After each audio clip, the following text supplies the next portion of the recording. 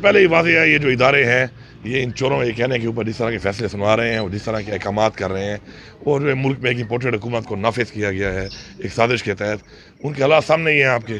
तो मैं यही कहूँगा कि जो ग़ुलामी कर रहे हैं इदारे और चोरों के कहने पे इस तरह के ग़ुलामाना फैसले कर रहे हैं, हम इनको मुसरत करते हैं, पूरा पाकिस्तान मुसरत करता है। और इंशाल्लाह आप देख रहे हैं कि अभी थोड़ी देर में पूरा पाकिस्तान बंद हो चुका है और ये बंद होगा जब तक ये अपना उल्लू सीधा नहीं करते और आइन के मुताबिक अपने आप को ढांचे में नहीं लाते। जो हमें आइन ने तहफ़्फ़ुज़ दिया है उसकी खिलाफ वर्जी अगर ये करेंगे इदारे तो आगे से उनको जवाब भी ऐसा ही मिलेगा आवाम की तरफ से। अच्छा, DI खान में एहतजाज का दायरा कार जो है वो यहीं तक महदूद रहेगा या आप कारकुनान के साथ इस्लामाबाद भी जाएंगे?